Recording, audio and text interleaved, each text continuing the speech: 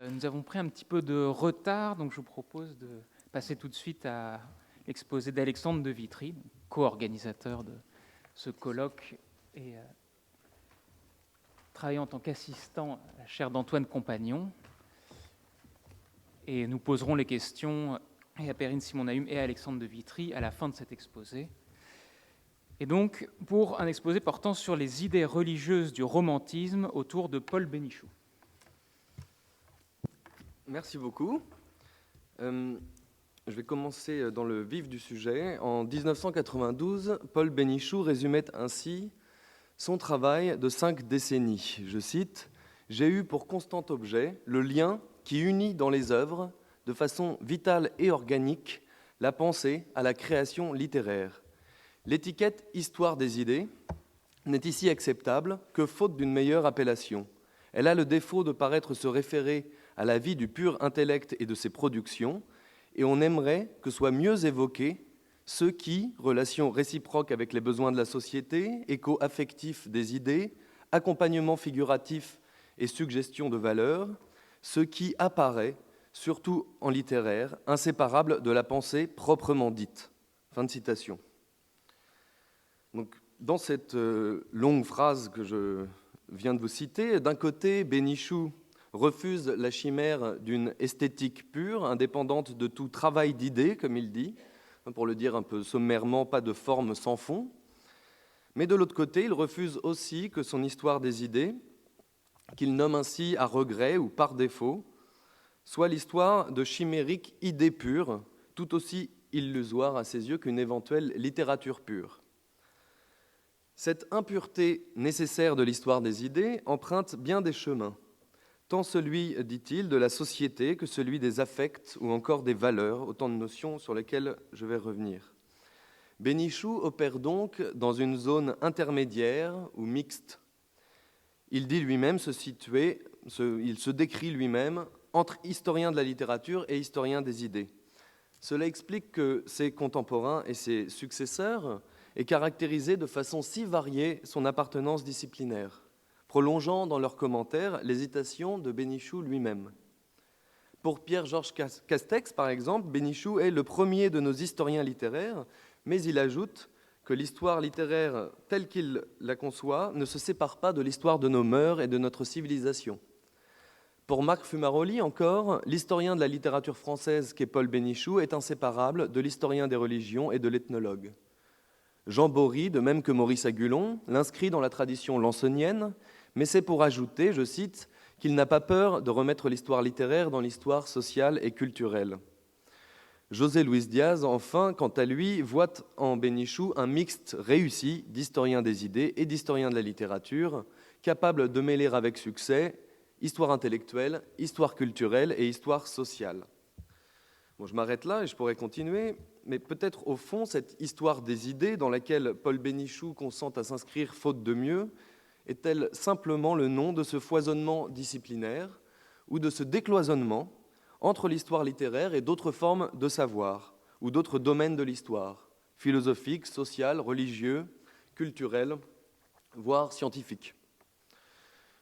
L'histoire des idées de Bénichou se définit donc d'abord négativement, par ce qu'elle n'est pas, ou ce qu'elle n'est pas exclusivement, par ce à quoi elle reste ouverte, et par une sorte d'allergie assumée à la théorie et à ses rigidités prescriptives.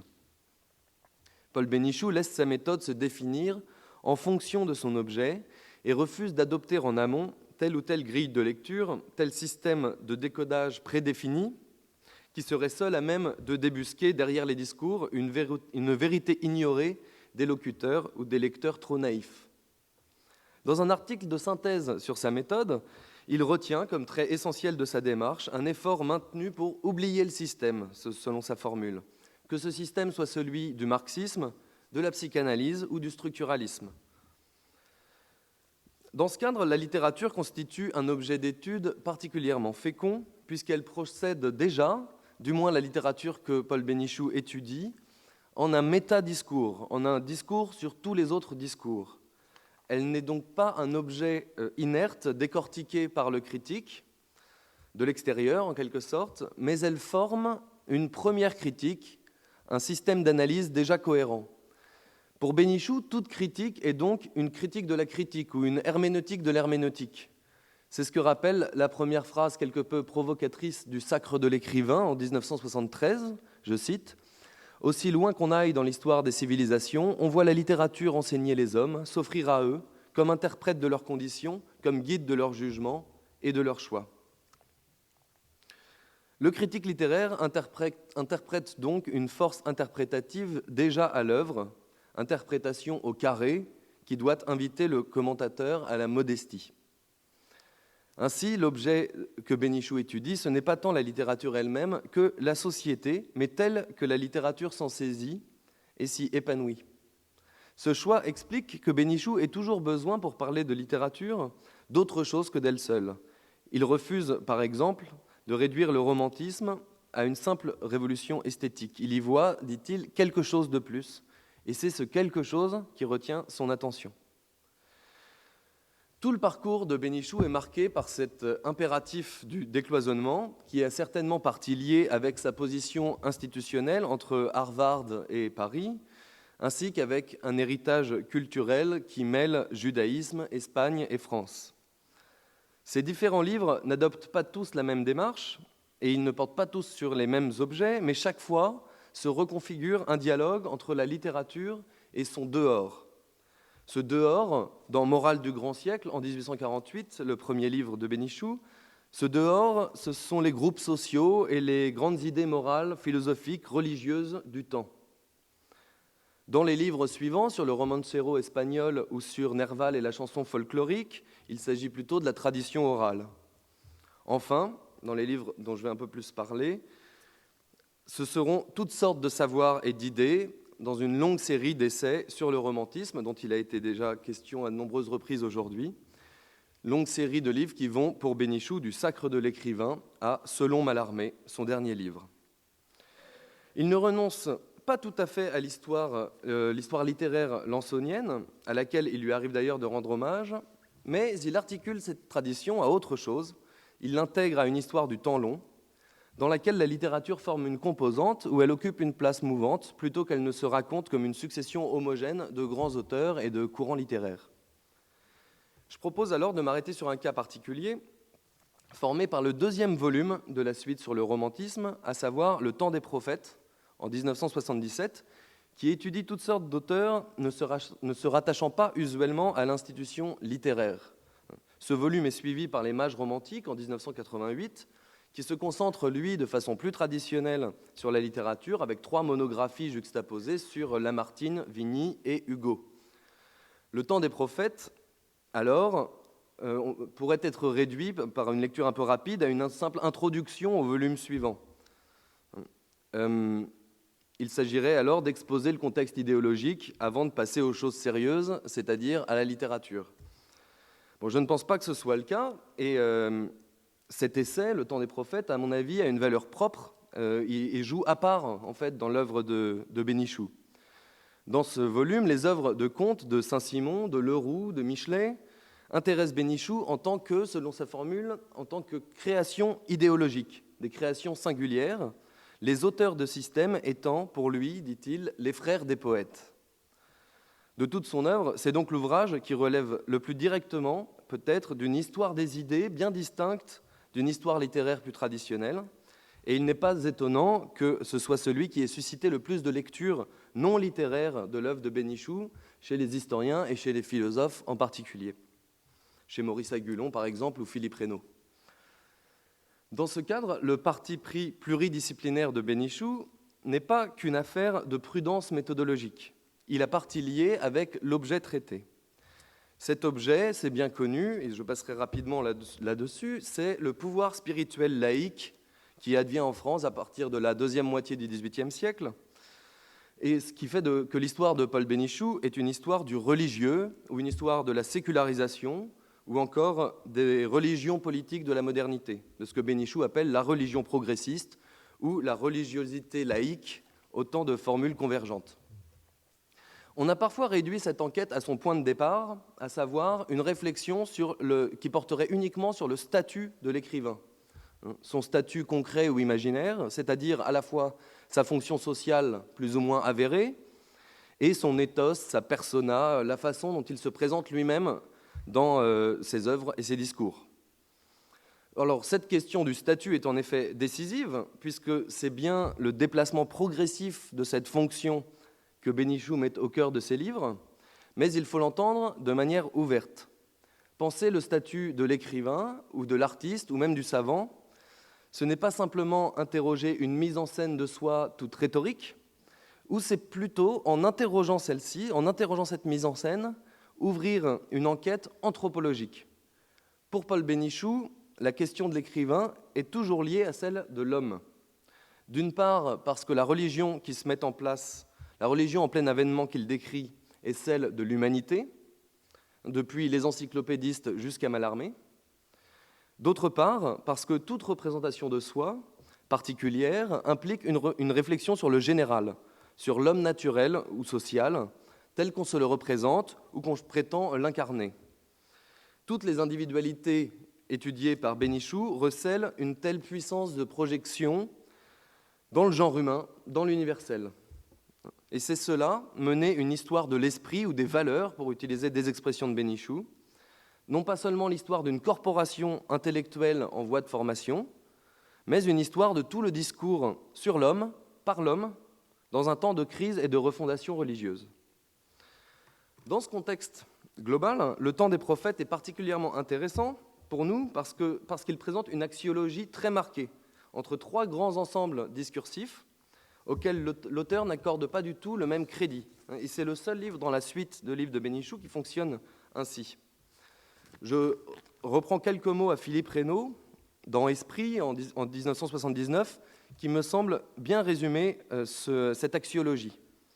Je cite donc: « Son approbation, à Bénichou, va aux libéraux de la Restauration pour leur intelligence de la liberté des modernes, pendant que sa sympathie va aux humanitaires, Hugo, etc., Michelet, pour les valeurs qu'ils défendent, et que sa critique, troisième temps, se concentre sur l'utopie pseudo-scientifique, c'est une formule de Bénichou, et le titre d'un chapitre, au point que l'opposition libéralisme-utopie moderne est le centre réel de l'ouvrage. Le temps des prophètes est donc un livre politique à prendre comme tel. » Fin de citation. En effet, pour Bénichou, l'utopie constitue en quelque sorte la face sombre du mal du siècle, du mal de l'avenir, comme il l'appelle. Les principaux accusés sont Fourier et surtout Saint-Simon et Comte, envers lesquels l'auteur, au moment de conclure le livre, a conscience d'avoir été très virulent. Je cite Bénichou, « Les pages qui précèdent contiennent en leur centre et supposent partout une critique de l'utopie à prétention scientifique.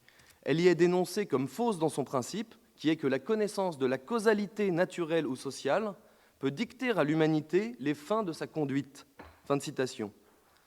Donc l'utopie, pour Bénichou, n'est pas seulement une religion pervertie, mais surtout une science pervertie.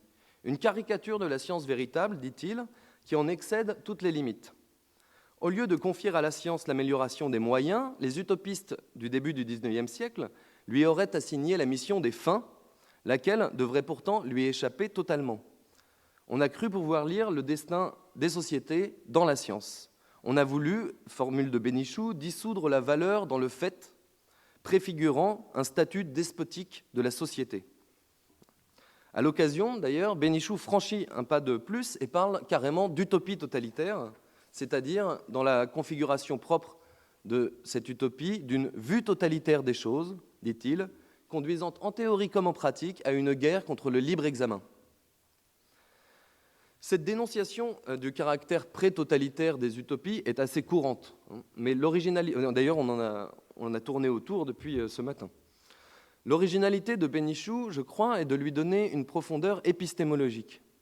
Pour lui, ce qu'il appelle le substrat psychologique inquiétant de l'utopie, c'est cette prétention scientifique, c'est-à-dire une confusion des ordres entre politique, religion et science, ou entre science de la nature et science de l'homme. C'est là le germe, ce qu'il appelle le penchant volontiers totalitaire dès son origine de la pensée socialiste, comme il l'écrit ailleurs en commentant un texte de Fourier. Pour lui résister, la pensée humanitaire chère à Bénichou est trop désarmée, trop encline elle-même à une équivoque entre, dit-il, progrès voulu et nécessité historique subie, ou entre individu et collectivité. Pour Bénichou, la gauche humanitaire, toute sympathique qu'elle lui soit par les valeurs qu'elle véhicule, reste, dit-il, débile devant le totalitarisme. Seul le libéralisme, la troisième composante qu'avait isolée Philippe Reynaud, seul le libéralisme lui apporte une réponse suffisante par la centralité qu'il accorde à la conscience et à la liberté individuelle. Mais de quel libéralisme s'agit-il ? De quel libéralisme se réclame-t-il ? Pour répondre, je pense qu'il faut comprendre un peu mieux ce à quoi Bénichou s'attaque en fait indirectement derrière l'utopie, à savoir au marxisme. L'antimarxisme de Bénichou est à mon avis décisif et s'exerce au moins à 3 niveaux. Le premier étant méthodologique. Bénichou rejette les méthodes critiques marxistes à de nombreuses reprises, qu'il juge inadaptées à leur objet et réductrices. Ce qu'il a en tête, c'est surtout la sociologie de la littérature de Georg Lukács et de Lucien Goldman. Pourtant, si l'on prend le tout premier livre de Bénichou, Morale du grand siècle, qu'il avait terminé en 1940, certes, Bénichou n'y citait pas Marx, mais il était encore largement tributaire d'une telle approche, et à certains égards précurseur d'ailleurs. Et il accordait dans ce livre une grande place aux déterminismes sociaux et aux antagonismes de classe. C'est seulement à partir du Sacre de l'écrivain, en 1973, et surtout du Temps des prophètes en 1977, que l'antimarxisme de Bénichou affleure explicitement. Quelque chose a bougé dans son œuvre dans cette période. Je relève ainsi un contraste, à mon avis, tout à fait symbolique. En 1934, alors que Bénichou est tout jeune homme, il publie son premier article dans le dernier numéro de la Critique sociale, la revue très marxiste, quoique antistalinienne, de Boris Souvarine, donc en 1934. Au printemps 1978, bien après, un an après le Temps des prophètes, c'est au premier numéro de Commentaires qu'il collabore. Donc la revue libérale, fondée autour de la personne de Raymond Aron et affichant son antimarxisme de manière on ne peut plus explicite. Donc en 45 ans, Bénichou a bien changé, mais bien sûr c'est l'époque aussi qui a changé. Et c'est là le deuxième niveau de l'antimarxisme de Bénichou, qui est aussi plus largement un antitotalitarisme dans l'esprit de ces années 70. Vichy est passé par là, bien sûr, et en tant que juif d'Algérie, Bénichou avait perdu sa citoyenneté française en 1940, mais son antitotalitarisme ne se limite pas à l'antinazisme ou à l'antifascisme. Entre-temps, l'antistalinisme du jeune homme qu'il était n'a pu que se renforcer, notamment à partir de 1956, mais aussi dans le bain de Harvard où il enseigne, jusqu'à devenir un plus explicite antimarxisme. Le troisième trait de cet antimarxisme, enfin, réside plus largement dans sa vision générale de la modernité, précisément dans sa vision de l'histoire des idées. Ses études sur le romantisme ne concernent que la France et s'arrêtent assez nettement avant 1848, si l'on accepte le saut dans le temps qui mène à la dernière étude sur Mallarmé. Par conséquent, elles ne peuvent concerner directement Marx, mais on devine partout son ombre. Dans Commentaires, d'ailleurs, quand il livre une étude sur les racines de l'antisémitisme dans la gauche française, là non plus, gauche française oblige, il n'étudie pas Marx de front, mais c'est à Marx qu'il consacre sa plus longue note de bas de page, le cas de Marx confirmant, dit-il, le rôle des pères du socialisme dans la genèse de l'antisémitisme moderne. Dans le Temps des prophètes, quand il attaque Auguste Comte en tant que chantre de l'utopie pseudo-scientifique, cette utopie bientôt totalitaire, il a bien sûr Marx en tête. Parfois, d'ailleurs, il laisse échapper son nom au fil d'une énumération, reconnaissant chez les deux penseurs, chez Comte et Marx, malgré leurs divergences évidentes, un même schéma, dit-il, excluant toute procédure de vérification dans les faits par sa généralité sans limite et sa prétention usurpée au caractère scientifique. Vous voyez toujours la même argumentation.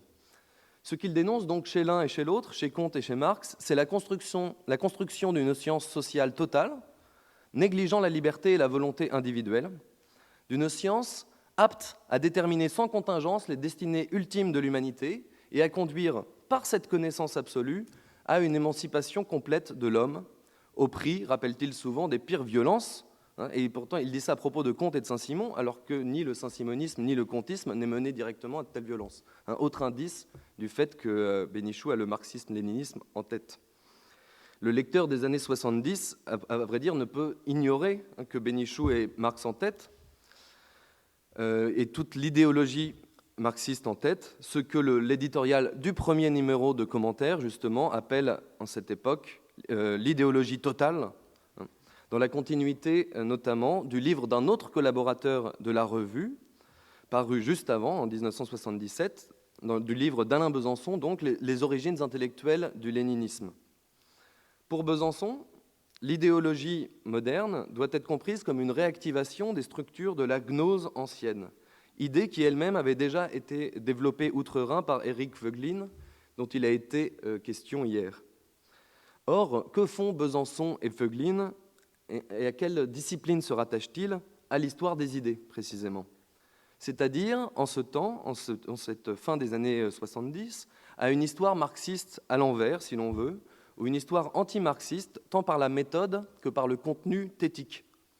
C'est-à-dire non pas une démystification des superstructures par l'étude des infrastructures, mais plutôt une histoire religieuse des pseudo-sciences nouvelles de l'homme, du social et du politique, marxisme en tête.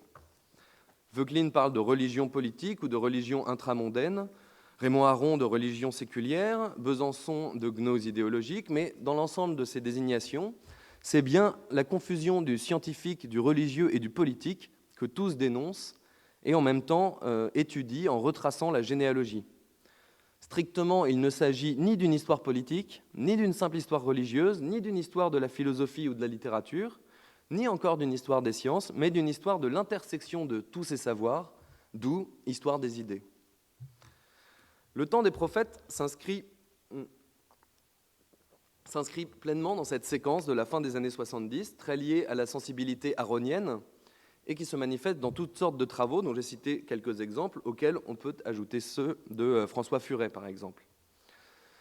Les 2 ou 3 générations qui ont reçu avec le plus de violence l'onde de choc de 1956 parviennent alors à une sorte de point de maturité intellectuelle. En ce qui concerne Paul Bénichou, il faut dire que dès le départ, le ver était dans le fruit. L'article le plus explicitement marxiste qu'il ait signé, en 1934 à 26 ans, auquel j'ai fait allusion tout à l'heure en passant, eh bien cet article témoigne d'une conception pour le moins personnelle déjà du matérialisme historique. Le titre lui-même est révélateur.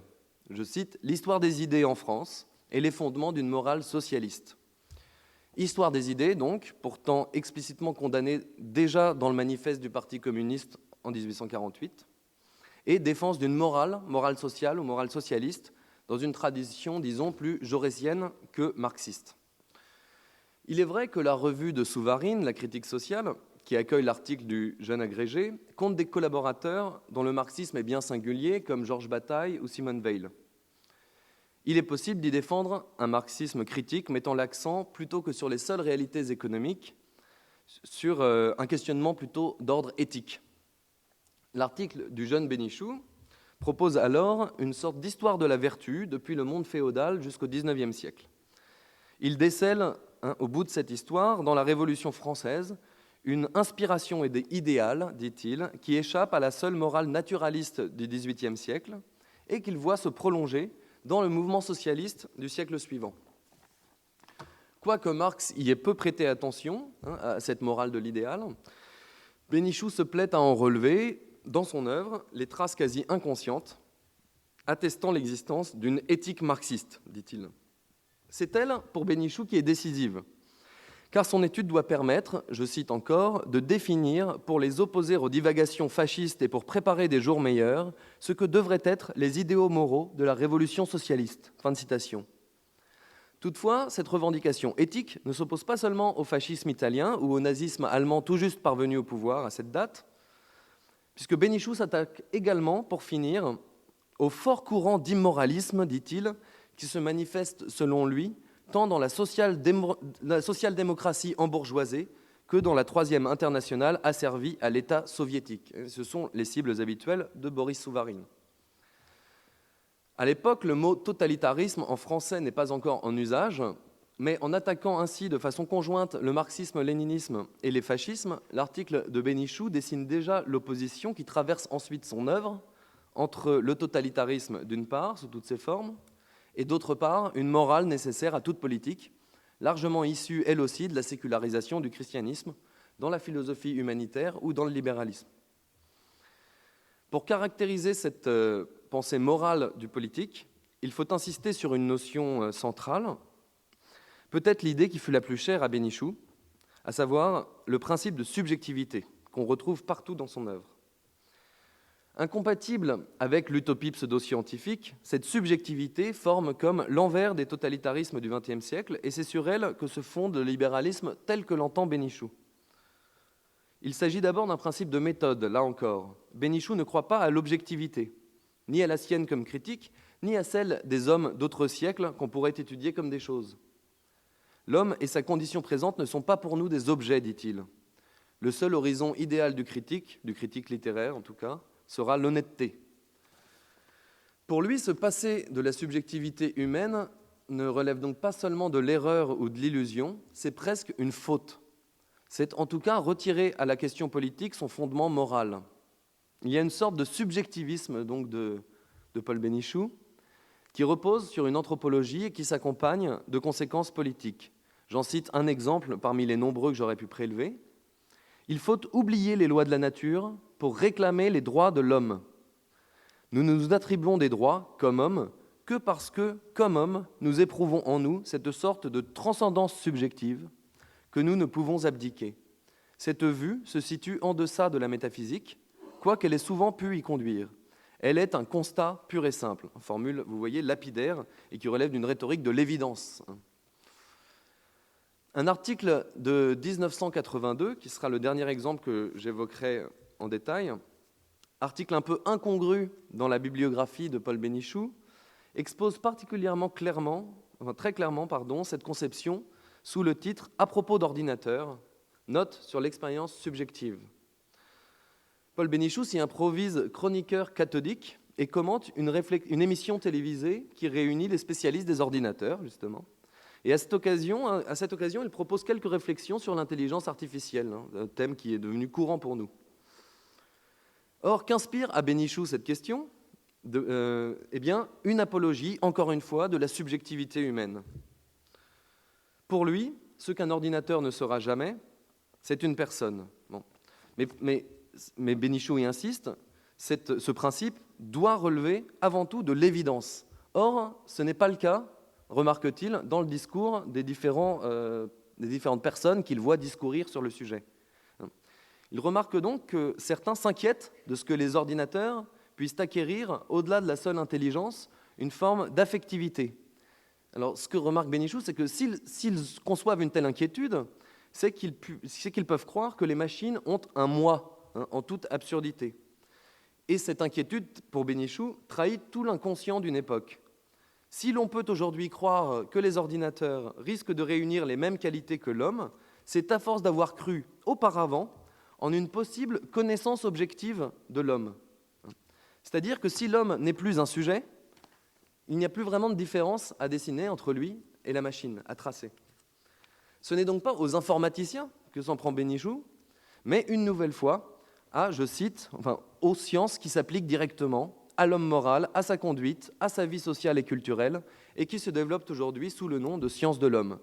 Fin de citation. Alors c'est très large, puisque cela inclut la sociologie, la psychanalyse, le structuralisme, une certaine forme de la linguistique, autant d'avatars de l'ennemi qu'il combattait dans le temps des prophètes sous la forme de l'utopie pseudo-scientifique. Et comme dans le temps des prophètes, la question épistémologique est inséparable d'une réflexion politique sur laquelle s'achève l'article, je cite la fin de l'article, « L'existence objective, considérée seule et comme seule réelle, justifierait pleinement, comment n'y prend-on pas garde, le mépris de tout droit, l'oppression et la cruauté. Plus exactement, il n'y aurait pas en elle de quoi les condamner. Les tyrans le savent, qui affectent de ne connaître l'homme que sous cet angle, comme une machine à manipuler, sans réalité personnelle et sans droit. » Fin de citation.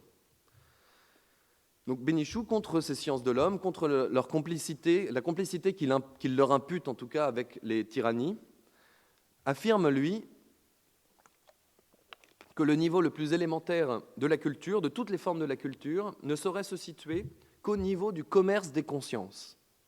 Il cesse d'exister hors de là, dit-il. Il donne alors une définition assez intéressante, toujours dans le même article, de la littérature et de la culture, définition un peu longue que je ne vais citer donc que par morceaux. Du côté de la critique littéraire, on a nié de notre temps que deux sujets puissent jamais s'entendre. En vertu d'une linguistique affligeante, vous voyez quand même un côté très polémique dans la plume de Bénichou, même si on en a une image parfois un petit peu consensuelle. En vertu de cette linguistique, donc, on prononce que la parole sépare au lieu d'unir, et que le langage littéraire porte en lui le néant de la littérature. Autre mode, vain toujours, de condamner le sujet, en lui ôtant la communication. Les esprits, depuis toujours, communiquent. Nous entendons ceux dont plusieurs siècles nous séparent, et nous écrivons avec l'espoir que ceux qui viendront après nous l'entendront. Quand il s'agit des choses communes et pratiques de la vie, avec nos contemporains, cette entente va de soi. S'il s'agit de littérature, il y faut plus de soins, et dans l'éloignement des temps et des lieux, un peu ou beaucoup de philologie. Mais cette entente est la culture même, et je ne continue pas. Puisque toute l'existence individuelle se concentre pour lui dans la subjectivité, toute l'existence collective tient, pour lui encore, dans l'articulation la plus harmonieuse possible de toutes ces consciences libres, autrement dit, dans la communication intersubjective, telle qu'elle peut s'étendre, en tout cas, à l'ensemble de la société. La littérature en est l'image la plus directe, la plus vive, pour Bénichou toujours, puisque le propre de la littérature est de faire entrer, dit-il, un sujet individuel dans un dialogue virtuellement infini entre lui et ses auditeurs, présents et futurs. Je passe un peu sur un dernier point que j'aurais aimé développer, mais qui m'aurait demandé trop de temps, pour proposer une conclusion à travers une question qui peut paraître un petit peu brutale, mais qui peut-être aura été inspirée à quelques personnes dans l'auditoire par certaines des remarques que j'ai faites sur Bénichou, à savoir l'histoire des idées, cette histoire des idées particulière, mais peut-être d'autres encore voisines. Eh bien, l'histoire des idées est-elle de droite ? Subjectivité, individu, préférence un peu désabusée pour le libéralisme, anti-marxisme cohérent, un peu totalisant, et puis cette époque, cette fin des années 70, qui constitue à bien des égards une sorte d'âge d'or de l'anticommunisme intellectuel, eh bien, tout ça pourrait nous pousser dans cette direction. Je crois d'ailleurs que certaines entreprises intellectuelles assez voisines de celles de Bénichou, elles rentreraient carrément dans cette catégorie. Je pense par exemple au XIXe siècle à travers les âges de Philippe Muret, de quelques années postérieures au temps des prophètes. En revanche, je crois que ce serait se méprendre sur Bénichou que de le catégoriser ainsi. Son libéralisme vise d'abord à pallier les défauts de la pensée humanitaire, mais jamais et nullement il ne condamne l'humanitarisme en tant que tel. Au contraire, la cible de ces attaques, c'est toujours et encore l'utopie pseudo-scientifique sous toutes ses formes, mais qui reste malgré tout à l'intérieur du continent de la pensée moderne très limitée. Il ne verse ni du côté d'une simple généalogie critique de la modernité, à la façon de Voegelin ou Levitt, ou peut-être de Muret, ni du côté d'une pure relégitimation sans mélange de la même modernité, à la façon, disons, de Blumenberg, même si ce ne serait pas rendre justice à Blumenberg que de le réduire ainsi. Donc chez Bénichou, c'est au nom de la modernité que la modernité est critiquée. Et tout anti-stalinien qu'il fut, c'est peut-être une autocritique de la modernité qu'il aura produite. Je vous remercie.